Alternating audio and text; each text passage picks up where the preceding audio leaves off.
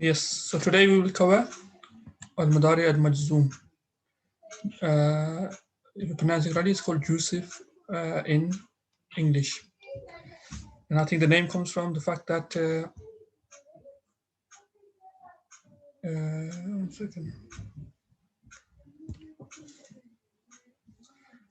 the fact that the word, the last letter gets a jazm. So maybe it's called Majzoom. One second, I'm using a different software today.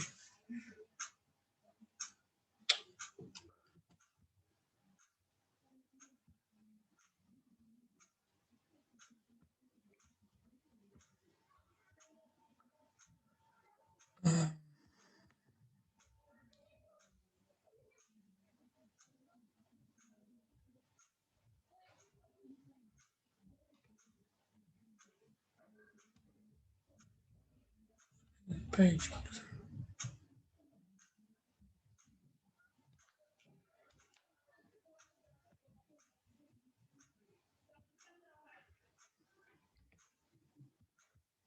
Okay, just 1 second.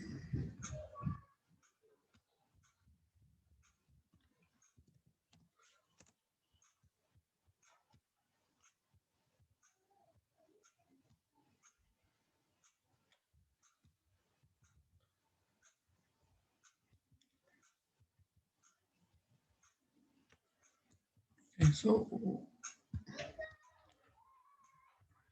I'm going to stop sharing this screen. I'm going to share a different screen because this software seems to be playing off. So if I share again,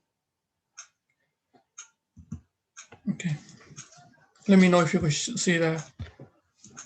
So Majzoom, I think it comes from Jussive. Obviously, it's an English name. So it's perhaps because of the jazm, or what we call sukoon in Arabic, jazm or sukoon. So if you remember, so far for fail al mudare, so the imperfect verb we had where it gets, what is the writing? So it gets where it gets dhamma, for example, yaktubu at the end. So in Arabic, in Arabic we just call this mudare, similar to what we call the noun.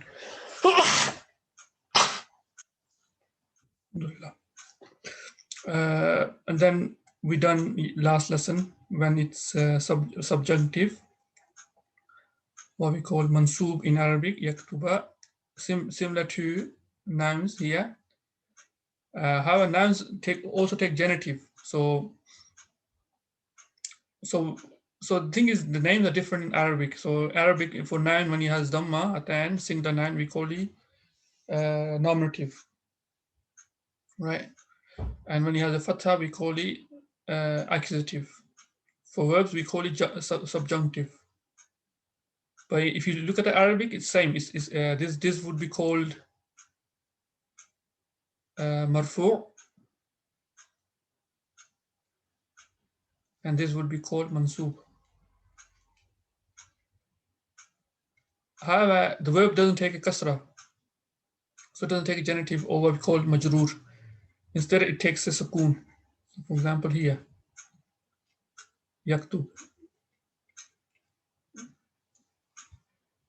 Okay, this is called Jussive or Madari al-Majzoom. Mudari means imperfect verb, Majzoom means the word which ends with a kasra. Okay. So similar to what we've done before, the only thing that will change at the end is instead of getting a dhamma or fatha, you will just get a sukoon. Yaktub, taktub, aktub, naktub. And when there's a noon also will drop. So for example, here I was taktubina. You are writing, referring to one person, female. Taktu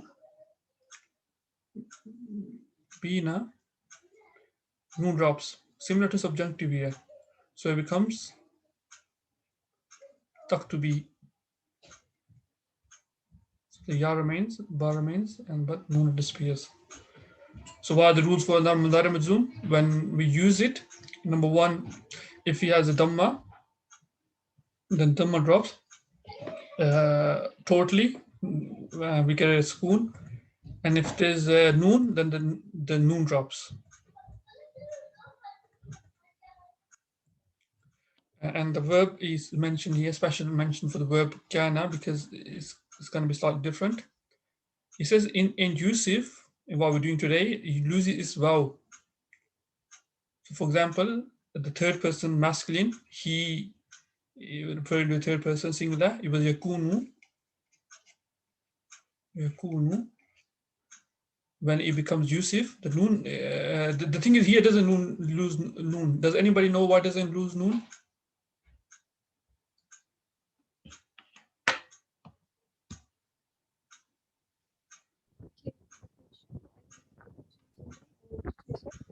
I can't hear you.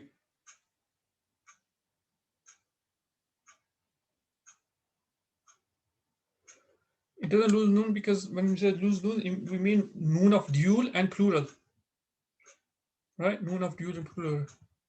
Oh, okay. The exception is obviously the feminine, the third person feminine plural, as we mentioned, with subjunctive as well. It doesn't lose noon. But when it says lose noon, we don't mean the radical noon. This is part of the root letter. We mean additional noon of dual or plural. So here it's not noon of dual and plural, it's normal noon. So we said the vowel will drop, so the vowel drops in between, so it becomes yakun. Vowel drops and the calf directly joins into noon, yakun. And obviously dual it doesn't drop because vowel doesn't drop because only noon drops. Yakunani, yaku nani becomes yakuna. But when normally it loses dhamma, it gets a sukoon at the end. It also loses noon. Like for example, takun. Hiya takun. Hiya takun zakiya. She will be intelligent, like that. Again, the feminine plural for third person. They refer to more three or more female. Will not lose the noon. Does it make sense? Yeah. Okay.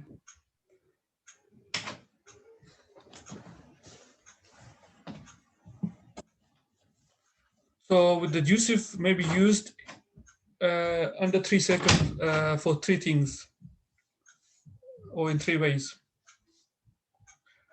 First, we said it could be used alone, right? Which what it means is there's no particle before it, but it becomes like, for example, it doesn't have the previously in the subjunctive we says that normally it has an or k or li before it. That's what it means. Alone means there's no particle before it.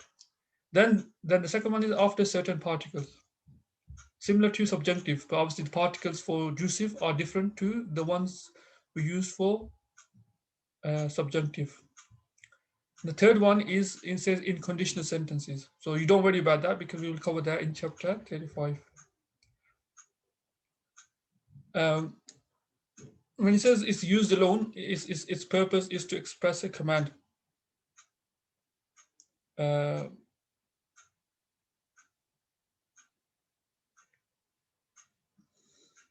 So it says here, when it's command, what does command mean? It's when we ask people to do some stuff. So we say write.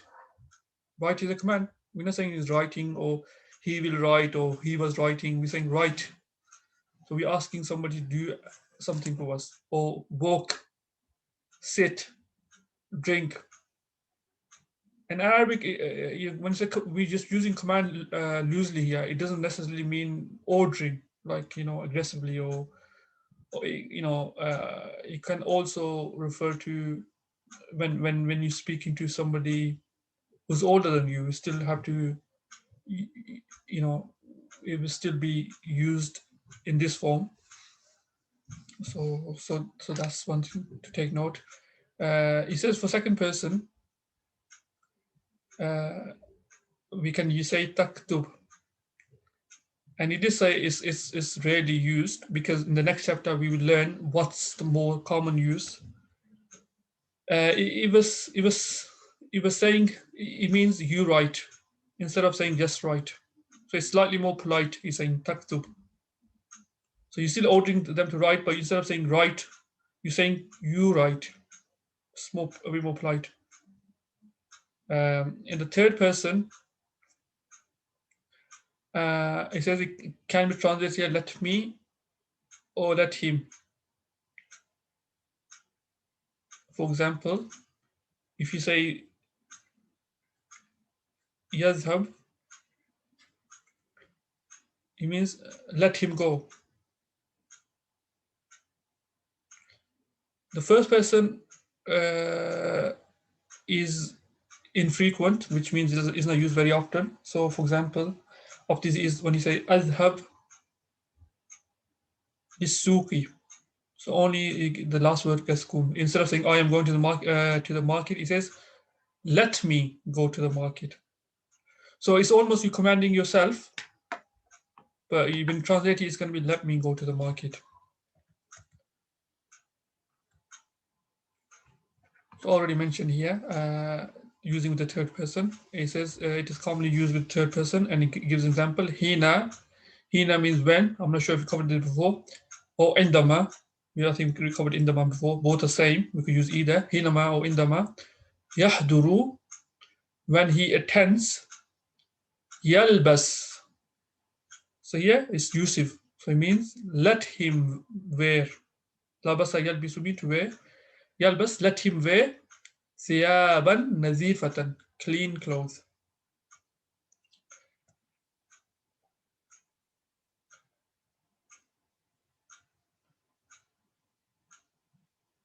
So also here I mentioned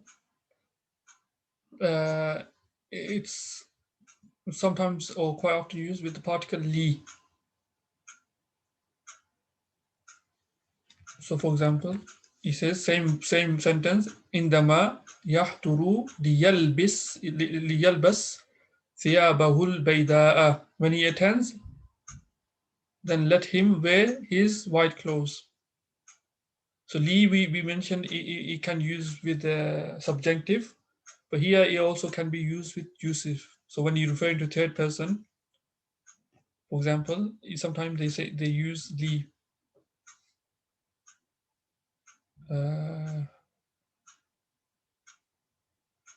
so here it says the li, and the li here is referring to not the li of subjunctive or li of preposition, is li of when they use with Jussive.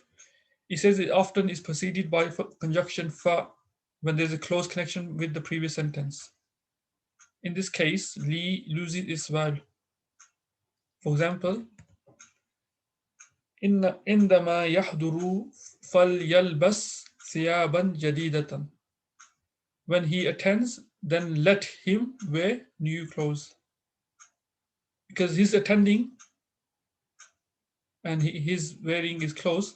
So effectively, when you would say then, so when he says, here, when, for example, translated, when he attends, then let him wear new clothes. So fa is almost to indicate then. When so when he attends, then let him wear new clothes. So his fa is used here because there's a connection between the two sentences. And fa effectively you could say mean then in this context.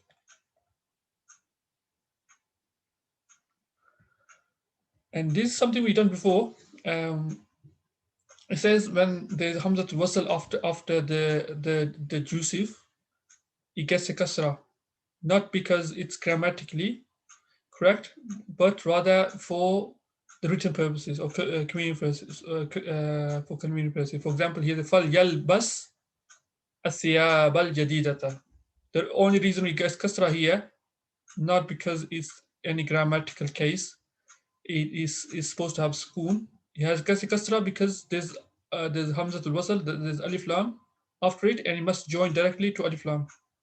Because in Arabic we don't say fal yalbas athiyaba, we just say fal yalba thiyaba. The here the kasra will join directly onto the next word, so it's just for joining purposes. Does that make sense?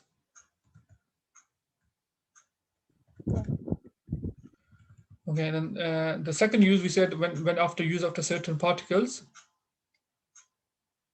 right? And then he's telling you what are the particles. So the first particle is using is la prohibitions. So that's when you tell people not to do stuff. Like for example, you may tell the child, do not write. You maybe he's writing on the wall. You say la taktub, do not write. It's Jussive by using la. This is known as prohibition. Are you preventing or prohibiting somebody to do something? La takun kazaban. Don't be a liar. If you say takunu kazaban, he says he is a liar. But if you say la takun kazaban, it means don't be a liar. Negation. Okay, la, when they use with Jussive, it's for negation. That's the key thing, key combination. Number two is to deny a statement. Okay. For example, we said that sometimes when the perfect is used, ma is used with perfect, it can mean negation. For example, ma kataba, he did not write. Lam is the same. So if you say lam yaktub, it becomes past. Okay, the meaning becomes past. So it becomes he did not write. Same thing. Okay, lam yazhab, he did not go, and so forth. And he says extension of lam is lamma, which means not yet. For example, amartuhu wa lamma yazhab. Again, the key thing is here is when you lamma, because lamma could mean when as well, is that the next word is a verb in Jussive. I ordered him, amartuhu, and wa lamma yazhab, he has not yet gone.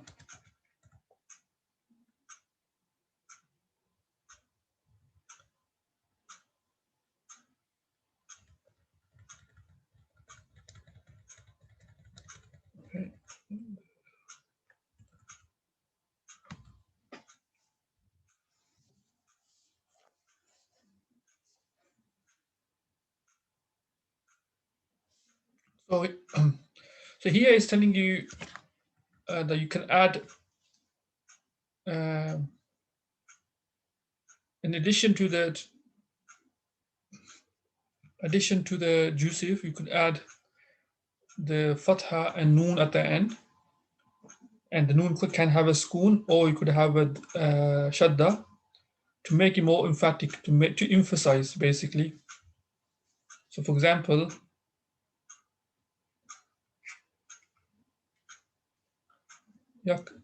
yaktub, it became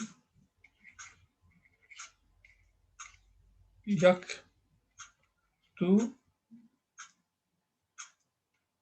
banna. So here the ba gets a fatha because because we added noon and shadda after it, and we said the last letter will become fatha. What was the meaning of change? It becomes more emphatic. So for example, you may be discussing with somebody to say, yo, and you're saying he will write, and they say he will not write in Arabic, he will not write, then you emphasize, you say yaktubanna, he will surely write. Like, it's emphasis. It's all in context basically. So in normal day to day, you just use yaktub, let him write.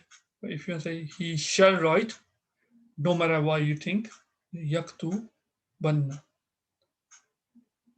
Okay, or yaktu ban. same as yaktubanna, but here noon doesn't get a shadda, it gets a schoon.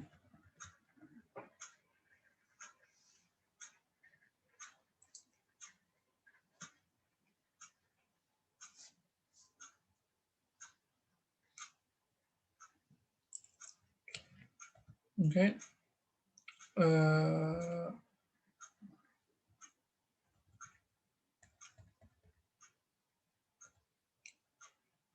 So that's, you have to something to be careful, because you gotta know what, when you see a noon, you need to know what noon it is. Is it noon of dual and plural? Okay. Is it noon of emphasis? So that's something additional consideration.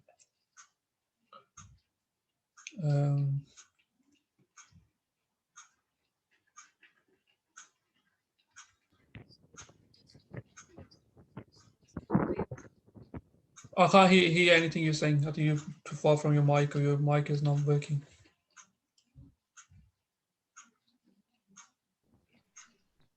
Just have to see the context, or we have to specific way of recognizing this noun. You see the context, but at the moment there's clear difference in writing. So if the word has a vowel, then you should be able to tell just from writing. But you could tell from context. But these emphasis, yaktu, banna, and stuff like that, these are like in normal speech. It's not very common. You know, you probably get more. You know, in other literature, but normally in daily day-to-day speaking, you're not going to use this too much, to be honest. But yes, its context is one thing, and then even if he has you know, harakas, then you should be able to spot it just by looking at the writing, because it's quite different from the other forms, other nouns.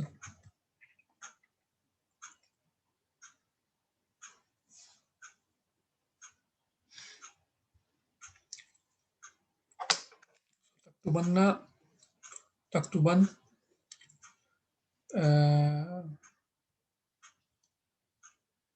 Okay.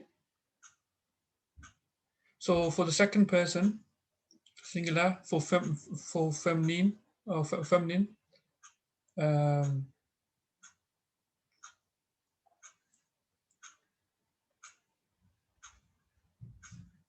so it is a mistake here. It should be tak to binna, I believe. So here it was tak to bina. It was tak to bina. It becomes tak to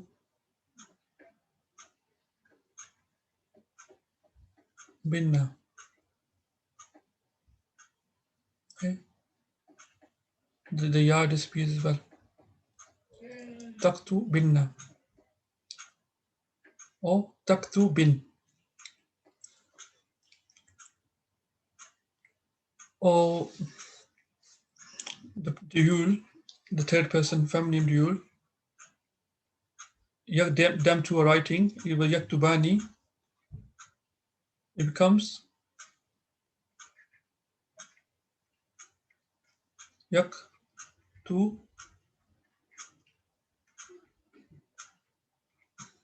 So same, but it just the noon goes yaktubani, like it gets a shadda.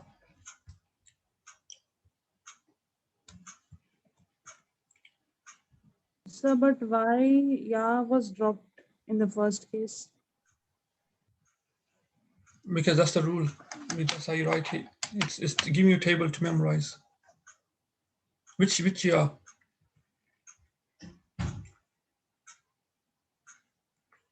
Because how would you shadda? What happens with shadda? In shadda, do you pronounce the, you know, are you going to pronounce the ya, or are you going to, shadda means join with the last haraka. So you're not going to say tak to be, and how are you going to doing shadda? Which word? Okay. You have to join with ba, so it's tak to binna, like that. Okay.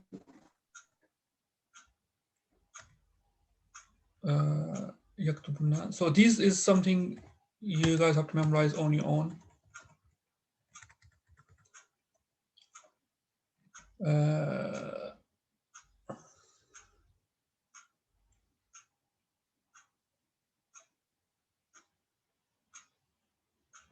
So here, like I said, look, it says here the energetic form, which we just mentioned, which with when we add noon of emphasis, it says it's not used, much used, right? Especially in modern Arabic. You find this in Quranic sermons and other rhetorical literature. Okay, so there's a need to emphasize in sermons and stuff like that, but in general speech, you don't use that much often.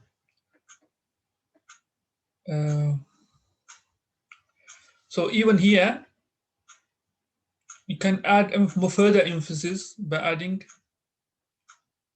la at the front. La yaktubanna.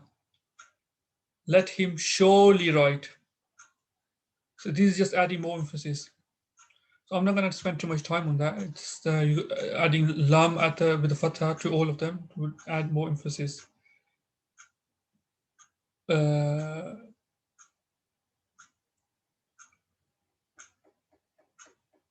So here, if instead of adding this la, you're adding that la, it just makes it negative, but with emphasis. La taqtulna, thou shall not kill. La taqtulanna. So it's not la taqtul. Normally it would be taqtul. It's la. And like I mentioned, in normal Arabic, we don't use it much. It's more in the sermons and rhetoric literature. So basically, it would mean, you're just emphasizing. So first one is saying, somebody saying, you will not kill. The second one, the person is really eager to kill. He's not going to listen to you. You say la taqtulanna. You shall not kill, like with emphasis, and maybe you're not saying it anymore out of request. You're saying it out of authority, because you saying you will not kill, because you may be implying that if you do kill, then there'll be consequences. Okay,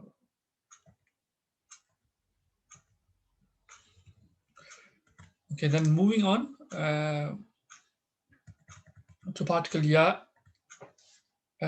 It's basically used when we call somebody and use ya. It means oh. So in terms of translation, this is frequently, there's no need to translate it, especially in modern Arabic. It is used with the following noun, has the definite article. And one thing I noticed with you, Fahmida, sorry, Farhana, you was missing alif lam in some places. So that's it, just remembered. So that's what I'm mentioning here. So the ya is normally used with a definite noun. So for example, and he says that what's another thing? It is followed by nominative. Noun is nominative without tanween. Tanween loses. Okay.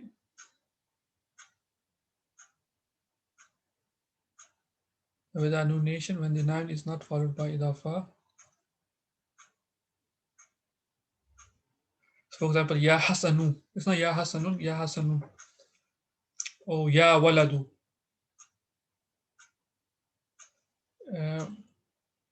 So here, waladu becomes definite because you're referring to a specific boy. You're calling a specific boy. So the vocabulary for today, janibun, side, is broken plural is jawanibu, gharibun is strange, غرباء, plural, broken plural. موضع, place. مواضع, broken plural. مكان is broken plural. It has, singular means place. It has numerous broken plurals. أماكن, أمكنة. And finally, it takes a feminine plural, مكانات. You could use all three. قدر يقدر, it means to be able to or can. غير means none, another, other than, with genitive. For example, غيره, other than him. غير زيد, other than Zaid, for example. غيره, for example, he says another, other than he. غير طيب, okay, not good. هذا لبن غير طيب, this milk is not good. كذب يكذب, يكذب means to lie, to tell lies. And it's linked to, we've done kisbun before, for example, lie. So these words have same root letters, and as we mentioned before, these are linked when the root letters are same. Normally the words are linked in meaning. Dikun means need. Dukhulu means entering. Zahabun means going. Qadimun coming, next, approaching. Alimun, learned man. His plural is ulama'u, broken plural. Safarun means journey, traveling, and it's broken plural asfarun. Sifaratun means embassy. So, it's broken. It's feminine plural. It has a feminine plural. Safaratun. Then tariqatun means manner or way, and its broken plural is tara'iqu. Watanun means home, homeland, country, fatherland. Its broken plural is awtanun. Jaydun means excellent. Jaziratun means island. Is broken plural jazairu or juzurun. Poor in Arabic is faqirun. Broken plural is fuqara'u. Katibun, clerk. Katabatun. So also these are similar in meaning. So similar in writing. So katibun also means writer. But if he means writer, its broken plural is not. Katabatun is kutabun. Okay. Maqalatun means article or essay. It has a feminine plural. Maqalatun bahasa an, to search for. Bahasa fi, to study. Bahasa yabhathu an, to search for. Bahasa fi or yabhathu fi, to study. So many meaning changes based on the preposition you use with it. To study, investigate, discuss. Khidmatun means service. Khadamatun is broken, is feminine plural. Nashara yanshuru, to publish, to spread. Qala, to say.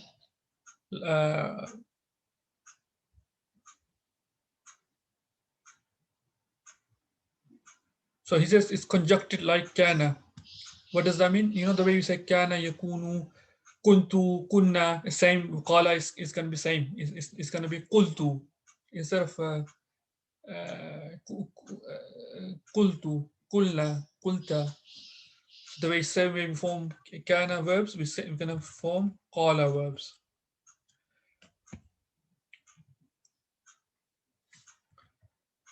It means to say or to tell. Lakin, it means but. Ba'dun means some. One of, with genitive. So you use with genitive with mudaf ilayhi. So ba'duhum, some of them. Tahta means under. Biladul Arabi means Arabia.